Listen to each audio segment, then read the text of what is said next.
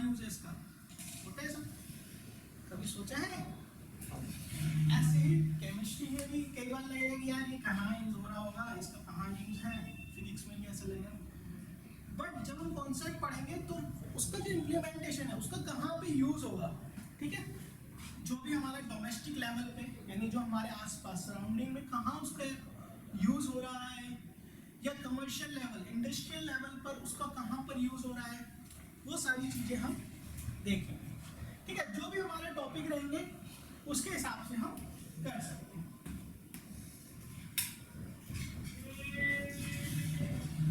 ठीक है। तो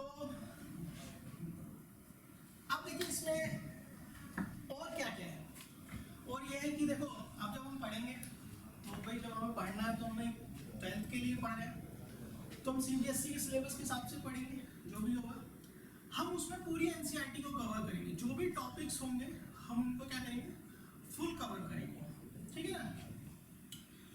और इसमें ना आपको अच्छे से पढ़ाई करनी है, और ये जो सिलेबस है, ये जो पूरा कवरेज है, ये हम दिसंबर 31 तक कवर कर देंगे। जब आप इतना पढ़ लोगे तो उसके बाद जो है हम अपनी टेस्ट सीरीज भी स्टार्ट करते हैं, ठीक है, जिसमें कम से कम 30 से ऊपर सैंपल पेपर इसमें हम कवर करेंगे, जिससे कि ना आपकी जो नॉलेज है उस पेपर के लिए अच्छे से एकदम पकड़ हो, एकदम बैठ जाएगा, ठीक है। अब जब इतना कुछ हो जाएगा तो मार्क्स भी बहुत अच्छे हो जाएंगे, राइट। आपको हमारे साथ ही चलना है, अब स्ट्रेटेजी पे ही वर्क करना है, ठीक है, जैसे जो बताया जाए वैसे ही करना है, कोई टेंशन या लोड लेने की जरूरत नहीं है, 90+ मार्क्स कंफर्म, बस बिल्कुल इजी वे में करना है, डेली करना है, ठीक है। अब इतना सब कुछ होने के बाद देखो क्या है कि जब आप बेसिक लेवल पे उसको पढ़ोगे, फुल NCERT को कवर कर लोगे, है ना, आप DPQs वगैरह जो भी असाइनमेंट है वो मैं भी बताऊंगा आपको, ये सब कर लेते तो आपका जो भी कॉम्पिटिटिव एग्जाम है उसके लिए आप अच्छे से प्रिपेयर होंगे, ठीक है, काफी हद तक बहुत अच्छे से प्रिपेयर होंगे। तो आपको बिल्कुल तरीके से काम करना है, ठीक है, स्टेप बाय स्टेप। देखो अभी जैसे मैंने आपको बताया कि जैसे हम 3D मॉडल या फिर सिमुलेशन वगैरह यूज करते हैं, मैं कुछ जस्ट डेमो दे रहा हूँ आपको, ठीक है, आप सभी 11th में भी पढ़ के आए होंगे, है ना। तो ये कर्व आपने कभी देखा, ये हम पढ़ते हैं एटॉमिक स्ट्रक्चर, जो सेकंड चैप्टर है केमिस्ट्री का, ठीक है, इंटेंसिटी वेवलेंथ वाला कर्व है, पुराने स्टूडेंट्स को पता होगा। ये केमिकल बॉन्डिंग एंड मॉलिक्यूलर, इसमें क्या आता है, आपकी मॉलिक्यूल शेप्स वगैरह जो होती है, एंगल होते हैं, ज्योमेट्री होती है, तो क्या होता है 3D सिमुलेशन में आगे समझने में उसको आसान होता है। क्या कॉन्सेप्ट है, जैसे ये आपका रदरफोर्ड मॉडल हो गया, और ये आपका क्या होगा, एटॉमिक इंटरेक्शन और पोटेंशियल एनर्जी का कर्व है, पढ़ा केमिकल बॉन्डिंग में ही है ये भी, ठीक है। इसके अलावा मैं थोड़े से फर्दर वो दिखा देता हूँ, जैसे डिफ्यूजन है आपका, डिफ्यूजन कैसे होता है, फेज चेंज है ना, आपने कंसंट्रेशन टर्म पढ़ी होगी, पोलैरिटी पढ़ी होगी, ऐसे बहुत सारे कॉन्सेप्ट है जिनके सिमुलेशन प्रोवाइड करते हैं, मतलब वो इजी टू अंडरस्टैंड होता है, समझने में आपको बहुत अच्छा लगेगा और बिल्कुल फिट हो जाएगा माइंड में कि क्या हो रहा है, कैसे हो रहा है, ठीक है। ऐसे ही आपके जो है फिजिक्स में रहते हैं, फिजिक्स में सबसे पहले हम क्या पढ़ते हैं 11th में, वेक्टर्स पढ़ते हैं, है ना, मैथमेटिक्स और वेक्टर्स पढ़ते हैं, तो वेक्टर्स के सिमुलेशन हो गए जैसे, और स्प्रिंग मास बैलेंस ये टॉपिक भी होते हैं, हुक्स लॉ हो गया, प्रोजेक्टाइल मोशन, सबसे जो एक तरीके से लोगों को टफ लगता है ना, सर्कुलर मोशन और प्रोजेक्टाइल मोशन, 11th केमिस्ट्री का एकदम काइनेमेटिक्स का एकदम बैकबोन टाइप है एक तरीके से, राइट। ऐसे कुछ 12th के पोर्शन हो गए, जैसे आपका इलेक्ट्रोस्टैटिक चार्जेस पे हो गया, फील्ड्स पे हो गया, राइट। वेव ऑप्टिक्स में जैसे आप इंटरफेरेंस पढ़ते हैं, राइट, और इंडक्शन हो गया, कैपेसिटर हो गया, ये सारी चीजें जैसे फिजिक्स के अंदर जो सिमुलेशन है वो हम यूज करेंगे ताकि आपको एक अच्छे से उस कॉन्सेप्ट की नॉलेज हो पाए, ठीक है। तो ये तो था हमारा स्ट्रेटेजी पोर्शन, कैसे हमें उसको कवर अप करना है। अब इस सब में हम क्या रिसोर्सेज यूज करेंगे, क्या रिसोर्सेज आपको प्रोवाइड करेंगे, मैं उसकी बात करता हूँ, ठीक है। तो देखो इस सब के लिए हम रेगुलर क्लास करेंगे हफ्ते में 3 दिन, ठीक है। संडे ऑप्शनल है, मतलब कि जब भी आपको कोई प्रॉब्लम होगी या डाउट होगा तो हम संडे को क्लास रखेंगे जरूर। किसी को जरूरत है, कोई नीड है, तो हम उसको हमेशा रखते हैं, ठीक है ना। अब देखिए जैसे आप क्लास अटेंड कर रहे हैं, राइट, कई बार क्या होता है किसी को किसी फैमिली में कहीं घूमने जाना है, शादी में जाना है, तो क्लास छूट जाती है ना। तो जो भी क्लासेस यहाँ पे होगी वो फिर रिकॉर्डेड हो जाती है और रिकॉर्डेड होके हमारे ऐप पे चले जाती है, ठीक है। ऐप की फैसिलिटी भी मैं अभी आपको बताऊंगा।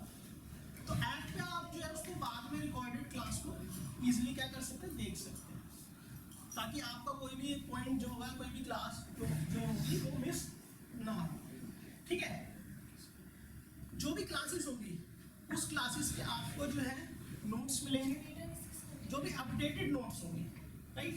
जो एज पर अगर जो ये सेशन हमारा 23 से 24 वाला जो सेशन रहेगा उसका जो भी सिलेबस होगा उसके अकॉर्डिंगली नोट्स जो है अपडेटेड वर्जन आपको प्रोवाइड किए जाएंगे, ठीक है ना।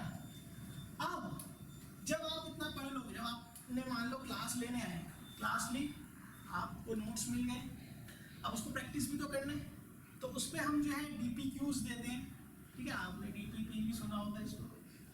DPQs जैसे कि डेली प्रैक्टिस क्वेश्चन, ठीक है, वो शीट हम आपको प्रोवाइड करेंगे, मैं अभी दिखाऊंगा अभी आपको, जिसके अंदर जो भी कॉन्सेप्ट या टॉपिक या फिर कवर करेंगे हम, ठीक है, उसके ऊपर क्वेश्चंस होंगे जो बेस्ड होंगे आपके CBSE पर भी, नीट पे भी और JEE पे भी, राइट। तो आपको जो है ना वो अच्छे से प्रैक्टिस करना है। अब जब आप प्रैक्टिस करोगे घर पे उसको फिर लेके भी आओगे, क्रॉस चेक भी तो करना है, तो उस DPQs के आइडियल सॉल्यूशन भी हम देंगे। आइडियल का मतलब है कि आप जो सॉल्यूशन लिख रहे हो क्या वो एक तरीके से जो इसका आइडियल सॉल्यूशन है उससे मैच हो पा रहा है या नहीं, है ना। एग्जाम में बेसिकली जो आपके एग्जाम में जो जरूरत है CBSE के हिसाब से, क्या वो सॉल्यूशन मैच कर रहा है क्या? 5802 स्कूटी चाबी इसी के लिए 5802 स्कूटी, ठीक है। तो 3 दिन क्लास हो गई, 3 दिन में आपके DPQs मिल गए। आपको जब नेक्स्ट क्लास में आओगे तो आप DPQ को सॉल्व करके आओगे, जिसमें आपको आइडियल सॉल्यूशन मिल जाएगा। हम यहाँ पे क्रॉस चेक करेंगे, उस सॉल्यूशन को भी डिस्कस करेंगे, ठीक है। कहाँ पे आपने गलतियाँ करी, कैसे किया, वो मैं भी दिखाऊंगा आपको। अब जब क्लासेस हो जाएंगी, 3 दिन क्लास हो जाएगी, तो फिर संडे आएगा। संडे आपको पता है फंडे होता है, तो उस दिन हमारा टेस्ट है। अब ये जो टेस्ट है ये आइदर MCQ हो सकता है या फिर आपका सब्जेक्टिव हो सकता है, मतलब रिटन टेस्ट जो आपका होता है ना।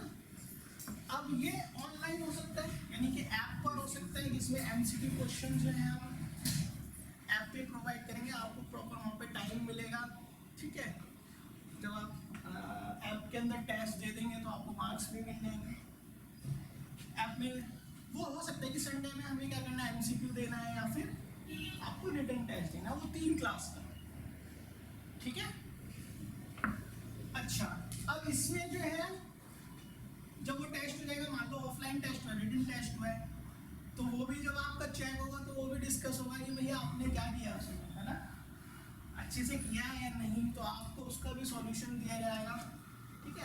हम उसको डिस्कस करेंगे।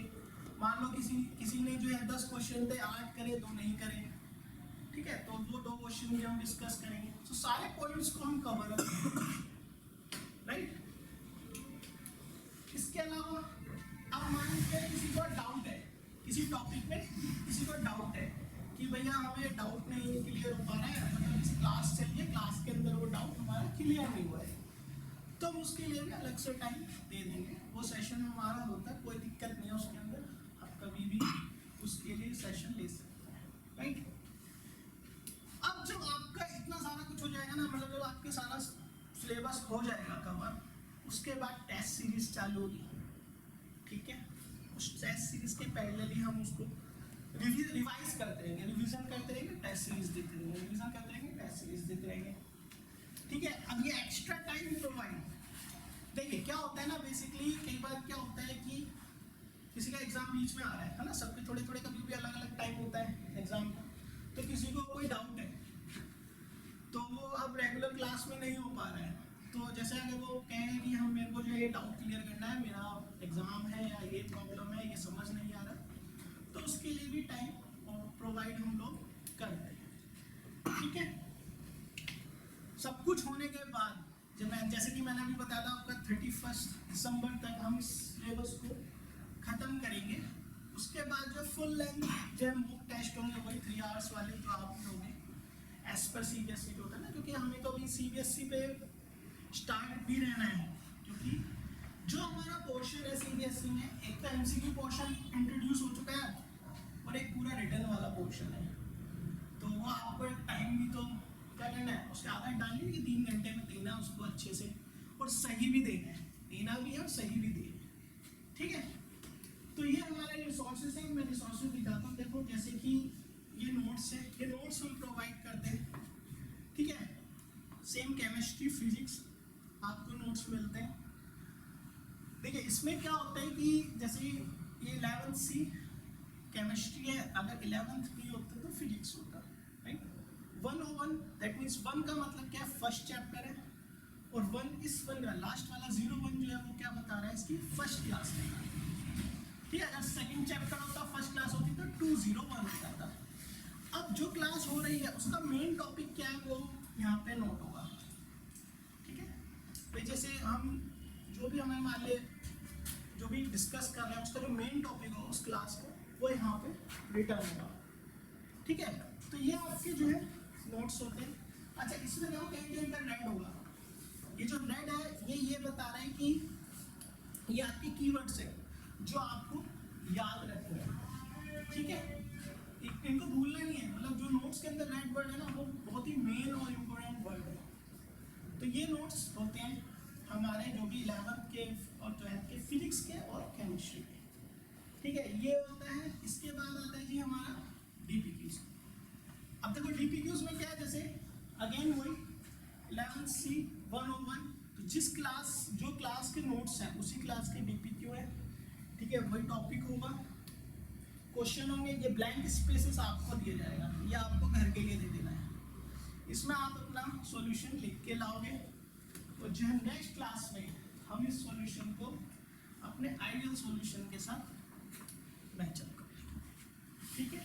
तो ये है हमारा डीपीक्यू का आइडियल सॉल्यूशन, मतलब आप जो सॉल्यूशन लिख के लाओगे ना उसको इसके साथ मैच करना है, राइट। क्या होगा कि इससे आपका नियर टू परफेक्ट लेवल पे आप उसको पहुंच जाओगे, रीच कर लोगे, राइट। तो ये हो गया आपका डीपीक्यूज का आइडियल सॉल्यूशन। इसके बाद अभी जो मैं ऐप कर रहा था, ऐप के बारे में बता रहा था आपको, आप प्ले स्टोर पे जाएंगे, G3 क्लासेस लिखेंगे तो वहाँ पे आप उसको डाउनलोड कर सकते हैं। ये स्कैनर है, आप स्कैन करके भी डाउनलोड कर सकते हैं, ठीक है। ये हमारी वेबसाइट है G3 क्लासेस, इस पर भी विजिट करके आप चीज़ें देख सकते हैं, राइट।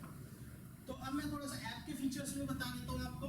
जैसे आपने ऐप में लॉगिन कर लिया तो आपको पहला पेज ऐसे दिखेगा, राइट। उसके बाद आप जिस बैच में हैं वो बैचेस आपको यहाँ मिल जाएंगे, जैसे आपका केमिस्ट्री है, फिजिक्स है, तो वो आपको अलग अलग सेपरेट में मिल जाएंगे, ठीक है। इसके अलावा जो भी रिकॉर्डेड वीडियोस होंगी, जैसे मैंने अभी बताया, जो क्लासेस होंगी उसकी रिकॉर्डेड वीडियोस होंगी, वो भी ऐप में रिकॉर्डेड फॉर्म में चैप्टर वाइज आपको मिल जाएंगे, ताकि अगर कोई मिस होती है क्लास तो आप उसको देख सकते हैं। इसके अलावा स्टडी मटेरियल जैसे कि नोट्स है, असाइनमेंट है, डीपीक्यूज के सॉल्यूशन है, वो आपको स्टडी मटेरियल वाले पोर्शन में मिल जाएंगे। इसके अलावा टेस्ट है जो मैंने अभी बताया ऑनलाइन वाला, जैसे कभी कभी एमसीक्यू टेस्ट जो होंगे वो ऑनलाइन होंगे, ठीक है। तो उसकी नोटिफिकेशन भी ऐप पे मिल जाएगी और ऐप पे ही वो टेस्ट आपको देना है, राइट। तो ये ऐप के फीचर्स थे थोड़े से। ये हमारा गैलरी है, ठीक है, जो प्रीवियस स्टूडेंट्स रहे हैं हमारे साथ,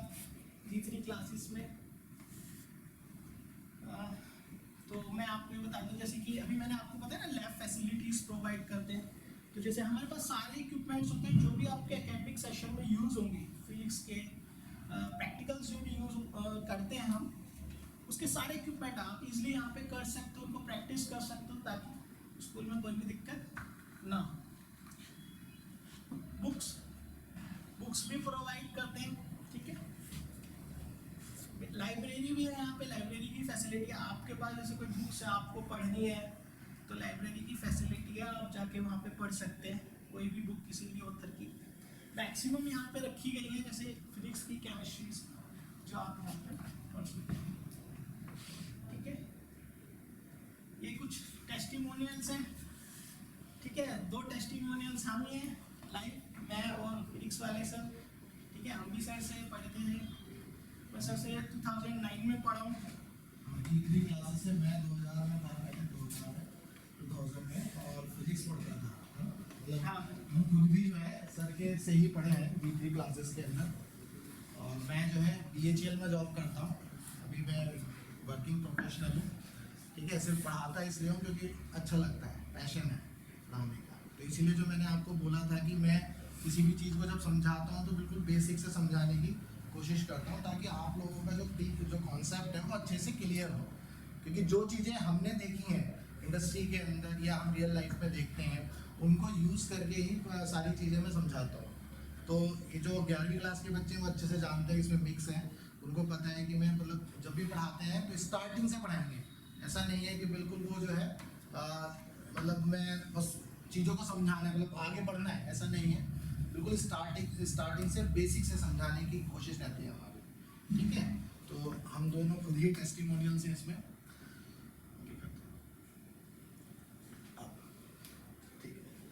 अब जो है, अब हमने ये तो देखा कि भाई जैसे हम लोग, हमारी जो स्ट्रेटेजी रहेगी उसमें हम कैसे आगे बढ़ेंगे।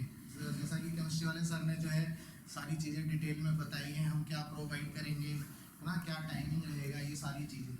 बट जैसे कि सबसे पहला जो हमारा एम था, है ना, मतलब जो हमारे जो विज़न था उसमें हम लोगों का एम था, अवर एम, है ना, ये लिखा था ना मैंने, और अवर स्ट्रेटेजी। तो अब सारी चीज़ें सिर्फ हमारे ऊपर नहीं है, आपके ऊपर भी है। हमारी भी तो आपसे एक्सपेक्टेशंस हैं। वो एक्सपेक्टेशंस अगर पूरी होंगी तो ही आप 90+ मार्क्स लेकर के आ पाएंगे, और जो है आपके जो कॉम्पिटिटिव एग्जाम में जो बेसिक नॉलेज रिक्वायर्ड है वो आप तभी अचीव कर पाएंगे जब जो है हमारी एक्सपेक्टेशंस पर आप खड़े उतरोगे।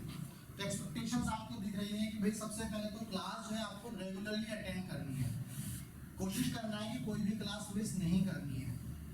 अब बहुत अर्जेंसी जाती है किसी के साथ, तो वो जब क्लास अटेंड नहीं करता है तो वो ऐप पे देखते हैं। तो कई बार क्या होता है, ये फीडबैक मुझे मिला है कि ऐप, जैसे मैं यहाँ पढ़ाता हूँ और ऐप में पढ़ाता हूँ, तो बच्चे बैठे हैं, ये फीडबैक मुझे देते हैं, सर ऐप में पढ़ते हैं ना तो समझ में नहीं आता, जब आपके सामने पढ़ते हैं तो समझ में आता है। अब ये पता नहीं क्या है, पढ़ा तो मैं वही रहा हूँ, वही जो पढ़ाया वही तो रिकॉर्ड हुआ है, पर ऐप में देखते वक्त वीडियो को समझ में नहीं आता है। तो ऐसा क्यों होता है? ये इसीलिए होता है क्योंकि वहाँ कंसंट्रेशन अलग होता है, क्लास की कंसंट्रेशन और ऐप में देखते वक्त जो कंसंट्रेशन होती है, फोकस होता है, वो डिफरेंट होता है। इसलिए चीज़ें जो है ना समझ में नहीं आती है आपको वीडियो के अंदर। इसलिए आपको क्लास जो है रेगुलरली अटेंड करनी है, ठीक है ना, कोई भी क्लास मिस नहीं करनी है, जो भी पढ़ाया है उसको रिवाइज करना है। अब क्या होता है कि हम लोग जैसे मैं पढ़ाता हूँ, मैं जो है बहुत ही मतलब मैं और केमिस्ट्री वाले सर जो पढ़ाते हैं, हम जो है इंटरेक्टिव बनाते हैं सेशन को। अब इंटरेक्टिव कैसे बनता है भाई, मैं आपसे कुछ सवाल पूछूंगा तो आप उसका जवाब देंगे, या आपने मुझसे कुछ डाउट पूछा तो मैं उसको सॉल्व करूंगा। तो ये बेसिकली 2 वे कम्युनिकेशन है। एक्सपेक्टेशन में ये भी है ना, मैंने आपसे सवाल पूछा और आप जो है आप चुप हो, नहीं बताते हो, तो वो नहीं करना है, ठीक है। अपना जो भी आपको पढ़ाया जाए उसको डेली रिवाइज करना है। एनसीईआरटी के ऊपर फोकस पूरा रखना है, एनसीईआरटी को नहीं छोड़ना है, ठीक है। कॉन्सेप्ट आपको जो नोट्स दिए जाएंगे उसमें जो कॉन्सेप्ट होंगे वो पूरे जो कॉन्सेप्ट है उसके अंदर जो क्वेश्चंस हैं हमने एनसीईआरटी से ही कवर किए गए हैं। लेकिन आपको घर पर जाकर के एनसीईआरटी पढ़नी है, हम आपको बताएंगे कि हमने ये पोर्शन कवर कर लिया है, अब आप इसको एक बार एनसीईआरटी से जाकर के पढ़ लो, ठीक है। तो इसलिए एनसीईआरटी को नहीं छोड़ना है।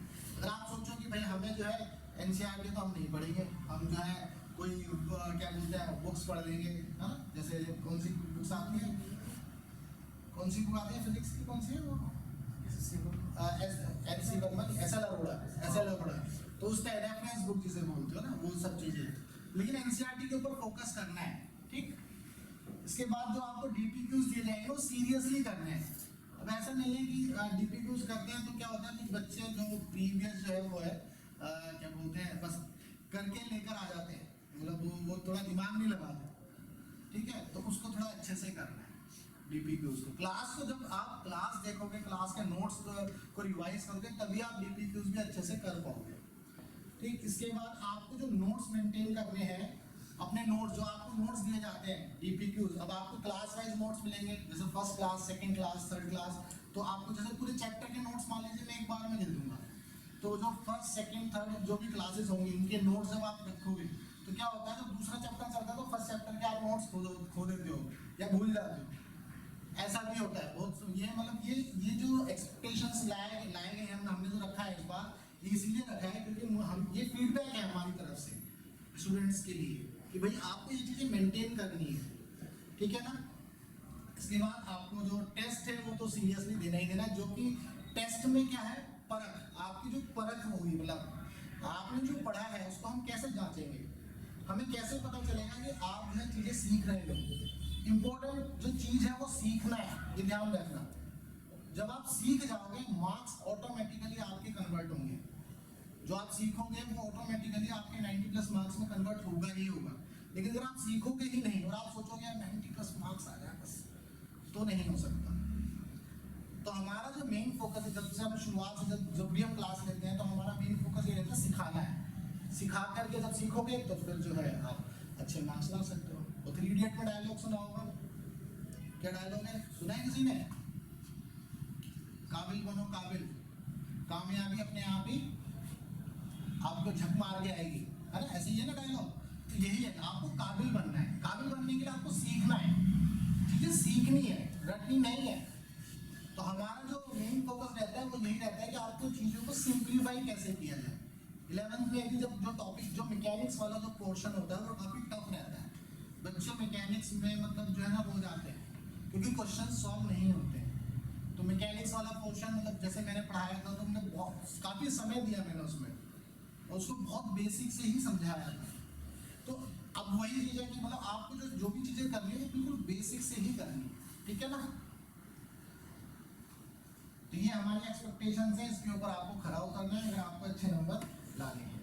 इसके बाद अब आपका टर्न है, आपकी जो भी क्वेरी आप पूछ सकते हैं, जो भी आपके मन में डाउट है उस डाउट को आप क्लियर कर सकते हैं। ये अब आपकी बारी है, पूछो। हमने तो अपनी तरफ से पूरा कर दिया है जो हमारी तरफ से जो हमें बताना था। Now it's your turn. सिर्फ तीनों सब्जेक्ट के लिए बोल रहे हैं, मैथ, फिजिक्स, हाँ, तीनों के, मैथ्स, फिजिक्स, केमिस्ट्री। मैथ्स में मिलेगा, मैथ्स में भी सेम, जैसे यहाँ पर केमिस्ट्री के दिखाए, फिजिक्स के नहीं थे, फिजिक्स के भी सेम सारी चीजें सेम है। सर संडे का टेस्ट पहले इन्फॉर्म कर दिया जाएगा क्लास पहले, हाँ। तो अब बता दिया ना, जैसे 3 क्लास होंगी उसके बाद जो भी उसमें कवर किया जाएगा उसके ऊपर जो भी टेस्ट होगा वो जो है हम एक दिन पे जब फ्राइडे वाली क्लास होगी, टाइमिंग इसमें MWF आपको पता होगा, टाइम पता है किसी को? अच्छा, टाइम अभी देखेंगे। तो इसमें जो है MWF में फ्राइडे जो दिन होगा उस दिन आपको बता दिया जाएगा संडे टेस्ट है, या फिर क्लास भी हो सकती है। हमारी तरफ से कुछ ना कुछ जरूर होगा, संडे को फ्री नहीं जाएगा, या तो वो टेस्ट होगा या क्लास होगी या आपका डाउट क्लास होगी, कुछ भी। 11th के बच्चे पढ़े हैं, उनको पता है कभी भी कोई संडे मिस नहीं हुआ, कभी भी। मोस्ट ऑफ द टाइम हमने जो क्लास रखी है, बट इस बार 12th है इसलिए हमने इसको जो है ना टेस्ट में कन्वर्ट किया है। हम चाहते हैं आपको भी हम जांचें। अगर हम आपको नहीं देख पाएंगे कि आप क्या कर रहे हैं, 11th का थोड़ा सा अलग था, 11th में तो ठीक है पास हो गया, 12th में ज़्यादा सबसे इंपॉर्टेंट ये है कि आपके मार्क्स भी देखे जाते हैं। जब आप जॉब पर इंटरव्यू में बैठोगे तो वहाँ पर 12th के मार्क्स देखते हैं, तो ये सबसे इंपॉर्टेंट है, इसलिए आपके मार्क्स को भी हमें ध्यान में रखना है, आपकी नॉलेज को भी ध्यान में रखना है, ये सारी चीज़ें हमें ध्यान में रखते हैं। इसीलिए हमने टेस्ट को इंट्रोड्यूस किया है हर संडे को, कि जब भी होगा तो या तो टेस्ट होगा, क्लास तो होती ही होती है, क्योंकि आपको पता है जैसे हम जॉब करते हैं तो कभी कोई क्लास मिस होती है, बाई चांस क्लास मिस बहुत कम होती है, लेकिन जब होती है तो फिर उसको कवर अप कर लिया जाता है, ठीक है ना। तो इसीलिए संडे क्लास होगी या टेस्ट होगा, जो भी होगा वो होगा जरूर, मिस नहीं होगा। और कोई क्वेरी है किसी की?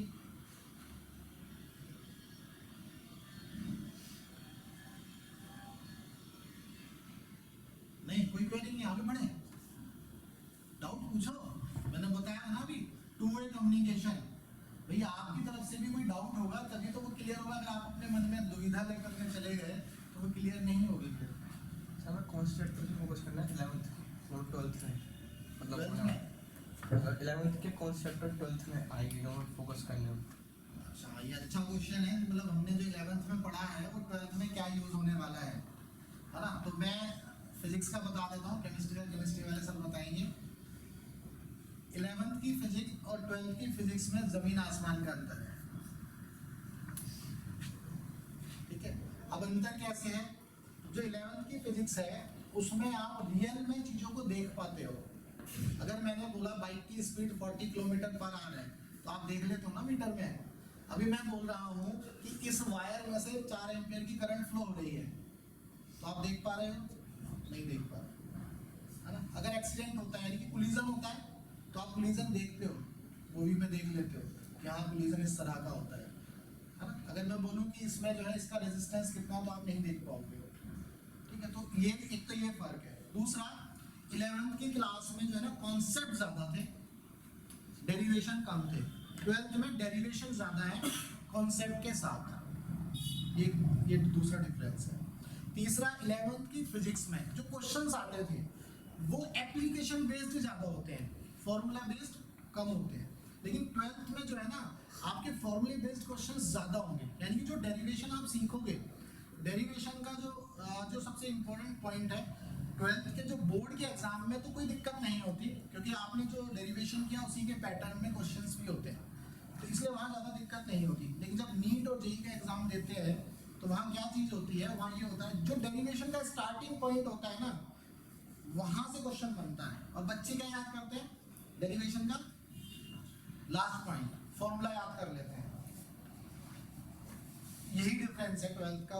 मतलब जो अगर आप कॉम्पिटिटिव एग्जाम में जाओगे, अगर मान लो कोई भी, जैसे अभी सर ने एक डायग्राम दिखाया था इलेक्ट्रोमैग्नेटिक इंडक्शन का, उसमें फील्ड की हम कैलकुलेशन करते हैं। तो जब नीट या जेईई का एग्जाम देते हैं ना, तो वो जो क्वेश्चन आएगा वो स्टार्टिंग पॉइंट से आएगा, ना कि आप डायरेक्ट फॉर्मूला लगा और हो जाएगा। लेकिन 12th में डायरेक्ट फॉर्मूला लगा करके होता है, ठीक है। तो ये छोटे छोटे डिफरेंसेस हैं। 12th में डेरिवेशन ज्यादा है, ये ध्यान रखना, फोकस डेरिवेशन पर करना है। हर जगह पर डेरिवेशन मिलेगा, कोई भी आप बहुत ही कम ऐसा होगा एप्लीकेशन बेस्ड कॉन्सेप्ट नहीं होगा, सीधा सीधा डेरिवेशन होगा, उसको जो है सीखना है, ठीक है ना। और बताओ, और कोई क्वेरी? केमिस्ट्री के लिए हाँ बताओ। देखो, जो फिजिकल केमिस्ट्री है ना उसका तो 11th 12th थोड़ा सा आपका रहेगा सेम से। इनऑर्गेनिक में काफ़ी डिफरेंस रहेगा, क्यों? क्योंकि हमने जो है 11th में का जो सिलेबस था उसमें इनऑर्गेनिक पे इतना फोकस नहीं था, ठीक है। लेकिन जो ऑर्गेनिक है, ठीक है, सबसे बड़ा डिफरेंस जो है ना वो ऑर्गेनिक वाले पोर्शन में है। आपने ऑर्गेनिक में सिर्फ 2 चैप्टर पढ़े थे लगभग, तो बिल्कुल बेसिक से थे, मतलब एक तरीके से बेसिक नॉलेज थी उसकी। लेकिन जो 12th वाली ऑर्गेनिक है ना वो एकदम डिफरेंट है, काफ़ी बड़ा पोर्शन ऑर्गेनिक केमिस्ट्री का है उसके अंदर 12th में। और जो अभी मैं एक्सपेक्टेशन वाला जो पॉइंट था वो इसीलिए भी था क्योंकि ये जो फीडबैक है वो इसलिए दिया जा रहा है। क्या हुआ कि एक दो लोग जो है एनसीईआरटी को बहुत लेट पढ़ा, ठीक है। उन्होंने कब पढ़ा? जब पेपर है। अब पेपर में 4 दिन की छुट्टी है तब पढ़ लो, गलत है, आपको ऐसा नहीं करना। क्योंकि 12th में आपको ना बिल्कुल डेली वाइज जैसे चलना है, जैसे क्लासेस चल रही है उसी हिसाब से एनसीईआरटी को भी अच्छे से पढ़ना है। ये नहीं पेपर के टाइम पे पूरे 10 चैप्टर उसमें से पढ़ रहे हो, 4 दिन की छुट्टी है, 4 दिन में क्या करा, एक प्लान बना लिया, 2 चैप्टर 4 दिन में, ऐसे नहीं करना है, ठीक है। वो जो कौवे वाली कहानी सुनी है ना, वो जो मटके में पानी जो है नीचे होता है, फिर कौवा जो एक कंकड़ डालता है, फिर पानी ऊपर उठ करके आता है, बिल्कुल ऐसे ही आपको करना है। 12th के लिए ये स्पेशली ध्यान ध्यान रखना है, वन नाइट स्टडी नहीं हो सकती। आप सोचो 1 महीने पहले स्टडी कर लो, वो नहीं हो सकता। ये आपको ध्यान रखना है, हर क्लास को रिवाइज करना है, हर क्लास के साथ साथ चलना है। कई बार ये सबसे इम्पोर्टेंट है। कॉलेज के जो लोग होते हैं, जो स्टूडेंट होते हैं, वो ये गाइड कर देते हैं कि एक दिन पहले पढ़ के सब हो जाता है। होता है ना ऐसे, कॉलेज वाले थोड़ा सा रखते हैं इस माइंडसेट, आपको नहीं रखना है वो माइंडसेट, ठीक है, ना कॉलेज में ना यहाँ, ठीक है। दूसरी चीज जो टेस्ट की है, बेसिकली क्या है ना, टेस्ट इसीलिए देना जरूरी है, देखो कंटेंट सब कुछ है अवेलेबल, सारा कंटेंट अवेलेबल है, नोट्स है, क्वेश्चन है, रेफरेंस बुक है, बहुत सारे क्वेश्चन है, लेकिन उस कंटेंट का कोई फायदा नहीं है जब तक आप उसके ऊपर टेस्ट नहीं दोगे। जब तक टेस्ट नहीं दोगे आपको पता ही नहीं चलेगा आप कहाँ पे हो। समझ में आते? थ्योरी का कंटेंट बहुत सारा है, कोई उसमें अनलिमिटेड है, एकदम भरा पड़ा, लेकिन जब तक उसको पढ़ने के बाद आप टेस्ट नहीं दोगे तब तक वो निखर के नहीं आएगा, वो एक रिजल्ट में कन्वर्ट नहीं होगा। तो इसीलिए जो पॉइंट है कि टेस्ट देने हैं संडे वाले, या जो भी टेस्ट सीरीज होगी, जो भी मॉक टेस्ट होंगे, ठीक है, आइदर ऑफलाइन रिटन टेस्ट है या एमसीक्यू, वो आपको जरूर देने हैं, मतलब देनी है, क्योंकि इससे क्या होगा ना, तभी आपका जो है जो रिजल्ट है वो अच्छे लेवल पे जाएगा। आपको पता चलेगा कहाँ पे आपकी गलतियाँ रही हैं, कहाँ पे आपने मिस्टेक की है, वो आप उसको शॉर्ट आउट कर सकते हैं, ठीक है, जो भी हमारा डाउट क्लियरिंग होगा। और बताइए कुछ, तो आगे बढ़े, बस खत्म होने वाला है। ये हमारी वेबसाइट है, जैसा कि अभी बताया था आपको, और यहाँ पर हम खत्म करते हैं। अगर आपकी कोई और क्वेरी है तो आप अभी भी पूछ सकते हैं, ऐसी बात नहीं है, स्लाइड खत्म तो आपकी क्वेरी खत्म। तो हम जो है कल मिलेंगे, 27 तारीख, आज 26 है, 27 तारीख को मिलेंगे, और जो केमिस्ट्री की क्लास है वो 7 बजे NWF में, और फिजिक्स की जो है 8 बजे, ठीक है। ये हमारा जो है शेड्यूल रहेगा इसी सेंटर पर, ये पौधों वाली गली में ही, यहाँ जहाँ पर आप बैठे हैं यहीं पर होंगी आपकी सारी इसी क्लासरूम में। इसी क्लास होगी। सर मैथ मैथ की क्लास हमारी TDS में है और इंडियन क्लास वाले सेंटर में है। ये हमारे एज वेल एज बायो वो भी हमारी TDS में। सुबह आपकी तरफ से और कोई क्वेरी है तो आप पूछ सकते हैं। 2 मिनट। हाँ जी सर।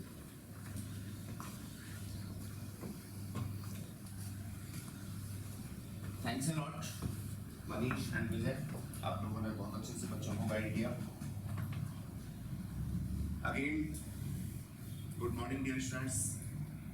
जब जागो तब सवेरा है, हर दिन एक नई शुरुआत हमारे साथ लेकर के आता है, और दिन की शुरुआत अगर हम अपने शेड्यूल से 5 मिनट पहले कर रहे हैं तो वो बहुत अच्छा हमारे लिए हो जाता है।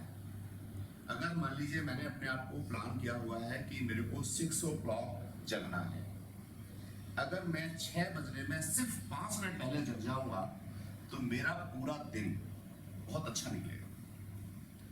अगर 6:05 पे जगूंगा, 5 मिनट में कुछ नहीं होता, मैं जानता हूँ, ना पहले जगने से ना बाद में जगने से, लेकिन वो 5 मिनट आपके दिमाग में एक साइकोलॉजिकल नेगेटिव एस्पेक्ट लेके आ जाएंगे, हाँ मैं तो लेट हो गया। पहला ही आपका जो थॉट होगा वो क्या होगा, अरे मैं तो लेट हो गया, और मैं तो लेट हो गया बोले तो दैट्स अ नेगेटिव थॉट, ठीक है ना। तो अपनी शुरुआत ड्यू टाइम से करो। देखो बच्चों, बहुत सिंपल सी बात है, हमारे पास वही 24 आवर्स है। यूनिवर्स में हर जगह दिन 24 घंटे का, उसमें से हमारी नींद हमारे लिए जरूरी है, बिल्कुल फैक्ट है। उसी के अकॉर्डिंग हमारी बायोलॉजिकल क्लॉक है। नॉर्मली आप लोगों ने देखा होगा कि जिस समय आप जगते हैं तो आप अलार्म लगाएं ना लगाएं, नानी के घर जाना है तो बिना अलार्म के जग जाते हैं हम लोग। तो ये बायोलॉजिकल क्लॉक है, ये कहीं ना कहीं बिल्कुल सेट होती है। तो आपको throughout 2 years 11th as well as 12th, अब देखिए 11th की काउंसलिंग में या ओरिएंटेशन में 11th में आपको डिस्कस हुआ होगा, आज 12th है तो आज 12th में डिस्कस होगा। आपको अपना बायोलॉजिकल क्लॉक बिल्कुल सेट करके रखना है। संडे हो, मंडे हो, ट्यूसडे हो, छुट्टी हो, एग्जाम हो, डू नॉट केयर, हर दिन आपके लिए एक जैसा है। आपके सर्वाइवल के लिए जो आज का कहता हूं मैं कि कॉम्पिटिटिव सिनेरियो है, इस कॉम्पिटिटिव सिनेरियो में आप ये मान लीजिए कि अगर मैं नीट की बात करता हूं, जेईई की बात करता हूं, तो एक नंबर पे 10,000 बच्चे हैं। कोई तो है जो टॉप कर रहा है। क्या वो हमसे कुछ फर्क खा रहा है? No and never.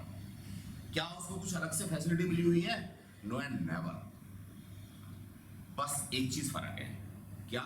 उसका शेड्यूल। हम जितने लोगों के साथ में यहां पे घिरे मिले बैठे हैं, वो कहीं ना कहीं या तो लेवल में हमसे कम है या तो हमारे जैसे हैं।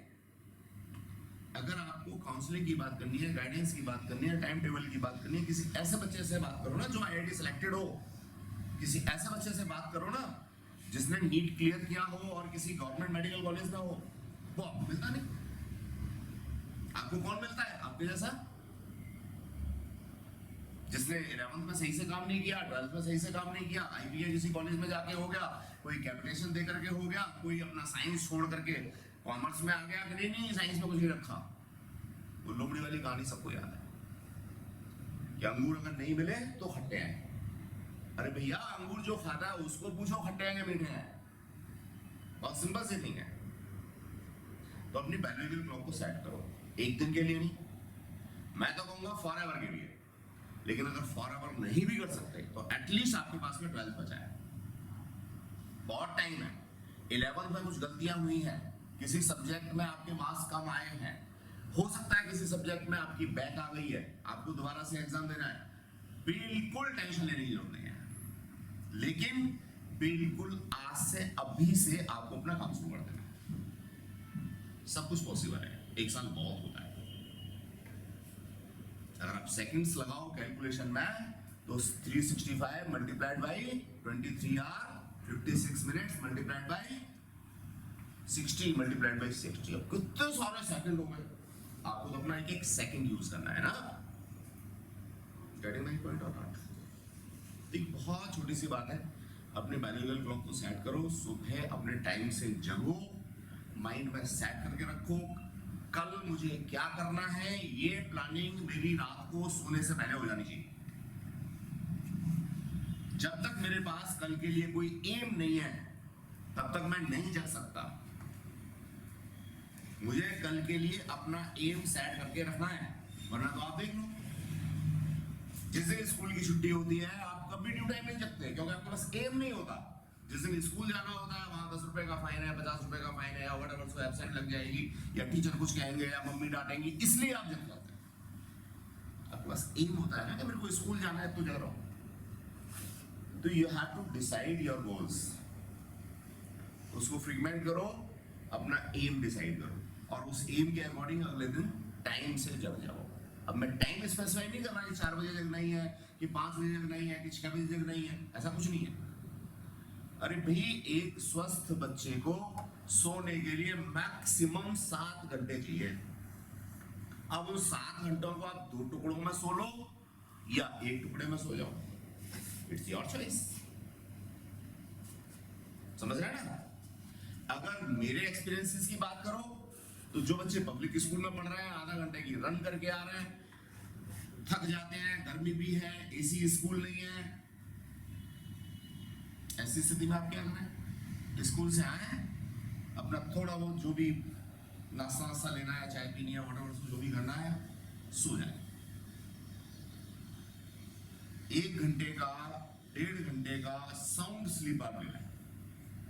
इवन दैट अगर आप 20 मिनट भी गहरी नींद में सो जाते हैं ना तो वो बहुत अच्छा काम करती है। अब अगर आपने 1 घंटा बिस्तर में लगा दिया तो अब ये 1 घंटा जो रात में आप लोग सोते हो उसको से कम करना है। आपको एक दिन में 7 घंटे से ज्यादा किसी हाल में नहीं सोना, ये मैक्सिमम है। वरना तो अगर मैं मोदी जी की बात करूं, मैं योगी जी की बात करूं, पॉलिटिकल ही नहीं, इनकी जरा शेड्यूल उठा के देखो ना, कब जगते हैं कब सोते हैं। मैं पॉलिटिकल बात नहीं कर रहा कि कभी कोई कहीं नहीं सर तो बीजेपी के भागता है, ऐसा नहीं है। लेकिन आप इंडिविजुअल को देखो ना, कर क्या रहा है वो। घंटे में नींद पूरी कर लेगा। अरे भैया जितना कॉन्सेंट्रेट सोओगे उतना जल्दी नींद पूरी हो जाएगी, जितना कॉन्सेंट्रेट पढ़ोगे उतना जल्दी से कंटेंट कवर हो जाएगा। तो आपने अपने आप को फोकस करना है, अपने आप को कॉन्सेंट्रेट करना है, एक समय में एक काम। आप पढ़ रहे हो तो पढ़ रहे हो, खा रहे हो तो खा रहे हो, टीवी देख रहे हो तो टीवी देखो, टीवी देखते देखते खाना नहीं खाना, आराम से टीवी देखो, किसने मना किया? लेकिन उसका एक फिक्स ड्यूरेशन है। ऐसा नहीं है कि आप 4 घंटे टीवी देखी जा रहे हो, लो एंड डाबा। ठीक है बेटा, तो समय समय पे भी हम लोग काउंसलिंग करते रहेंगे, आपको बताते रहेंगे, काम आपको करना है। और बस एक बात समझ लो कि एक तो अगले दिन का प्लान, मेरे को फिजिक्स में क्या पढ़ना है, केमिस्ट्री में क्या पढ़ना है, स्कूल का काम क्या करना है, घर का काम क्या करना है, डीपीक्यू मेरा क्या करना है, ठीक है, या मेरे को खेलने जाना है तो खेलने कितनी देर के लिए जाना है, कहाँ जाना है। आप रात को सोने से पहले इस बात को ना, ठीक, अब रात को आप ये सोचो सोने के लिए कि साहब मेरा टाइम हो गया 10 बजे मैं सोने जा रहा हूँ, नींद नहीं आती ऐसे। जब आपको नींद आती है ना तो लिखते लिखते ऐसे गिरते हो। फिर भी अगर आपको ऐसा लगता है कि नहीं यार मेरे को इस तरह से नींद नहीं आती, मुझे तो कुछ थोड़ा सा काम करना है, तो उसका एक सबसे बड़ा तरीका है, आप लेटो, प्लानिंग आपने कर ली पहले दिमाग में, प्लानिंग के बाद में जो भी आपने पूरे दिन में पढ़ा है, फिजिक्स में पढ़ा है, केमिस्ट्री में पढ़ा है, मैथ्स में पढ़ा है, इंग्लिश में पढ़ा है, उसको आंख बंद करके रिवाइज करना शुरू कर दो। आपको पता ही लगेगा नींद कब आ गई और आपका रिवीजन हो जाए। तो you have to utilise just like, आपको अपना समय इस तरह से यूज करना है। समझ आगे बात, टाइम का विशेष रूप से ध्यान रखना है। आज की ओरिएंटेशन क्लास हमारी 9 o'clock की, कुछ बच्चे 9:20 तक 9:25 तक आए। आज मैंने कुछ नहीं कहा, पहला दिन है, लेकिन आप कल से इस बात को ध्यान रखें कि अगर आपकी क्लास 7 PM केमिस्ट्री है तो आपको 6:55 पे यहाँ आ जाना है। समझ गए ना? 6:58 तक आ जाओ, 7 बजने में 20 सेकंड कम हो तब तक आ जाओ। लेकिन 7:05 पे आ रहे हो, 7:10 पे आ रहे हो, इट्स नॉट गुड। मैंने फिर वही बोला कि जैसे सुबह आप 5 मिनट लेट जगते हो तो आपको एक नेगेटिव थॉट आ जाता है। आप क्लास में 5 मिनट लेट एंटर करते हो, और अभी नहीं तो देख लो जो लोग थोड़ा सा लेट आए हैं उनके दिमाग में होगा सर ने पहले क्या बताया, पहली स्लाइड में क्या था, सबके दिमाग में चल रहा होगा, कुछ बताया था नहीं बताया था वो एक अलग मैटर है, ये सबके दिमाग में चल रहा होगा। तो you have to manage your time, समझ गए ना? ठीक है, और ये टाइमिंग हम लोगों की फिजिक्स की 8 PM है, आपके अकॉर्डिंग 9 PM ग्रुप ओवर हो जाएगा, है ना? लेकिन आप 10 मिनट इसमें एक्स्ट्रा लेके चलें। फिजिक्स थोड़ा सा कॉन्सेप्चुअल सब्जेक्ट है, थोड़ा ज्यादा समय लगता है, तो इसलिए फिजिक्स की क्लास हम लोग सबसे लास्ट में रखते हैं। बेनिफिट ये होता है कि आपको भी कहीं जाने की जल्दी नहीं होती, टीचर को भी कहीं जाने की जल्दी नहीं होती, लास्ट बैच होता है हम लोगों का, तो 10-5 मिनट आप अपनी क्वेरीज डिस्कस कर सकते हैं, टीचर ज्यादा पढ़ा सकते हैं। तो आप 9 बजे के बजाय इसको 9:10, 9:15 मान के चलें। हमारी बात नहीं है। मैथमेटिक्स की क्लास का टाइमिंग आप लोगों का सेम है, 8 to 9 TTS में है और डीडे फ्लैट वाले सेंटर में। ठीक, कोई जरूरी नहीं है कि आप फिजिक्स केमिस्ट्री मैथ्स तीनों हमारे पास करें, आपको 2 करना है, 1 करना है, तीनों करना है, इट्स योर चॉइस। लेकिन मेरा सजेशन ये है कि फिजिक्स वाला क्या पढ़ा रहा है ये केमिस्ट्री वाले को पता होना चाहिए, केमिस्ट्री वाला क्या पढ़ा रहा है ये मैथ्स वाले को पता होना चाहिए। वो तभी पॉसिबल है जब आप एक ही सेंटर से सारे, और हमारी फैकल्टीज की बात है तो सारी की सारी एक्सपीरियंस्ड और काफी पुरानी फैकल्टी है, कोई भी फ्रेशर या इस तरह का टीचर हमारे यहाँ नहीं है। समझ गए? आप कुछ फायदा भी किसी के दिमाग में कुछ चल रहा हो कि नहीं तो मेरे को मैथ्स वहाँ पढ़ना है, नहीं तो मेरे को केमिस्ट्री वहाँ पढ़नी है, नहीं तो मेरे को यहाँ पे सिर्फ फिजिक्स पढ़नी है, व्हाटएवर कुछ चल रहा हो, तो उन बच्चों को भी मैं ये कहूँगा कि वो एटलीस्ट 4-5 क्लासेस तीनों लेके देखें, फिजिक्स भी, केमिस्ट्री भी और मैथ्स भी, जिससे कोऑर्डिनेशन टीचर्स के बीच में बना रहे हैं। जो कंटेंट है, काफ़ी सारा कंटेंट केमिस्ट्री का फिजिक्स में आता है, काफ़ी सारा फिजिक्स का कंटेंट केमिस्ट्री के अंदर आता है, काफ़ी सारा मैथ्स हमारा फिजिक्स के अंदर आता है, काफ़ी सारी फिजिक्स मैथ के अंदर है। तो अगर टीचर्स के बीच में कोऑर्डिनेशन होता है तो आपका टाइम मैनेजमेंट ठीक हो जाता है। वरना तो होता ही है कि एक ही टॉपिक पे मैथ और फिजिक्स में एम्फेसिस दोनों लोग कर डालते हैं और एक टॉपिक ऐसा होता है जो कहीं ना कहीं थोड़ा लैग करता है। तो ये कोऑर्डिनेशन फैकल्टीज के बीच में बहुत जरूरी है, टाइम का कोऑर्डिनेशन भी बहुत जरूरी है। ठीक है, अगेन आपकी कोई भी क्वेरी है, आपको कुछ भी डिस्कस करना है तो डिस्कस कर लें। बीच बीच में मैं भी आपसे मिलता रहूंगा, मैं सेंटर पे ही होता हूँ। ठीक है, सब क्लास लेंगे, आपकी कोई भी क्वेरी है तो भी डिस्कस कर लें। नहीं है मैडम, आपको कुछ पूछना चाहे? पेरेंट आप अकेले हैं नहीं बस और हमने तो कोशिश की थी कि पेरेंट भी आ जाए। वैसे हम लोग पीटीएम रखते हैं, तो जैसे ही ग्रुप थोड़ा सा रन करेगा तो हम लोग पीटीएम रखेंगे, आप लोगों की फीडबैक भी लेंगे और बच्चों के साथ भी इंटरेक्ट करेंगे। वो सारा प्रोसेस चलता है। आज तो ये फर्स्ट ओरिएंटेशन क्लास थी, तो जैसे जो आ गए ठीक है, अपना जैसे हो गया। सर हाँ। बस ये पूछना कि मैथ का कोई और टाइप नहीं है, बस एक ही नहीं है मैडम मैथ क्योंकि इसका अभी accounts का भी अभी एक ही टाइम है, अभी एक ही टाइम है।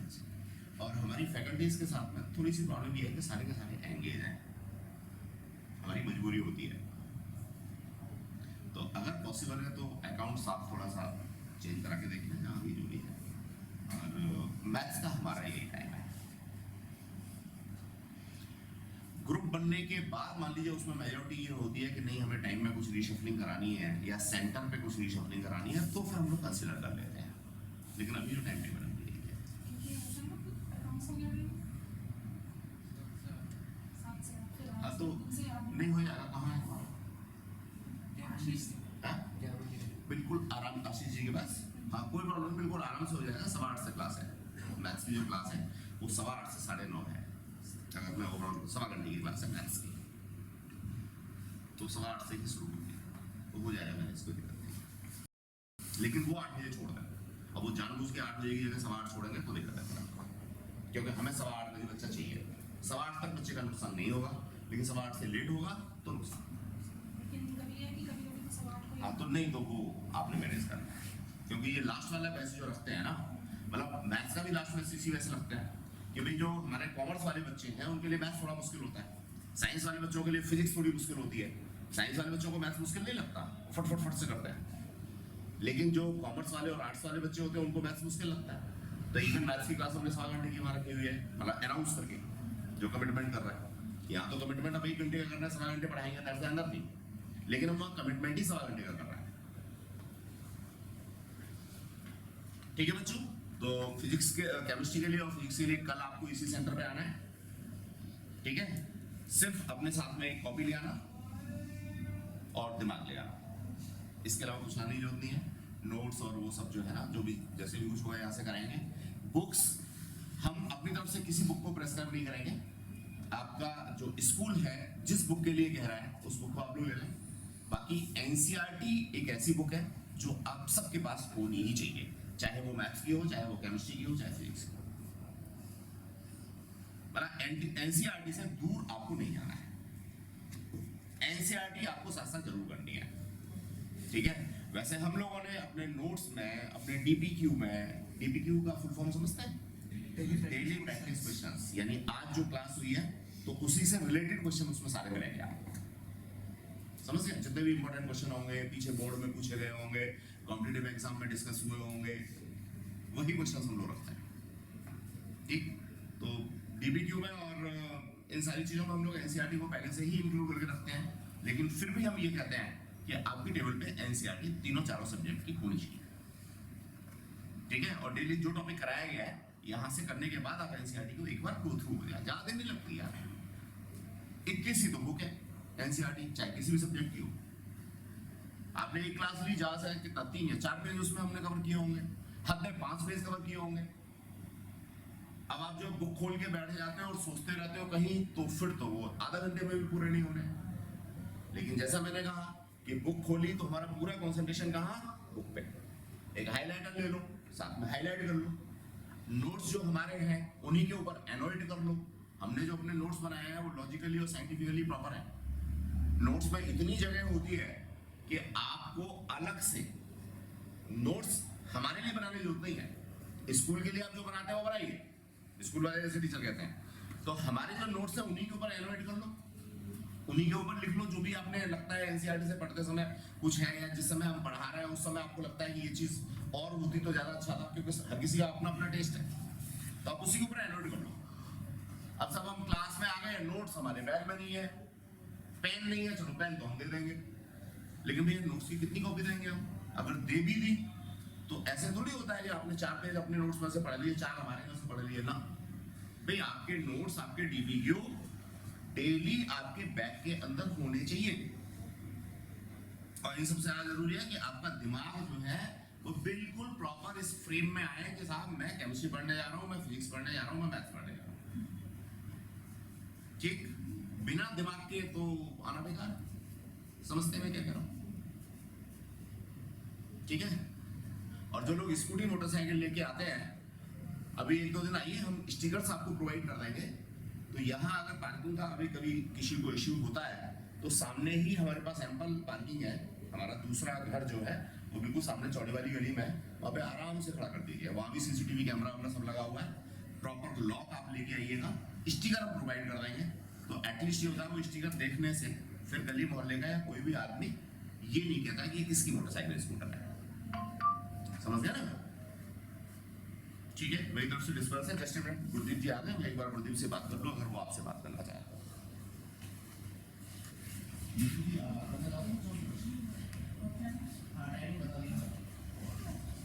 ठीक है बच्चों, किसी को क्वेरी है तो आप लोग अपना अभी और डिस्कस कर सकते हैं, नहीं तो जा सकते हैं।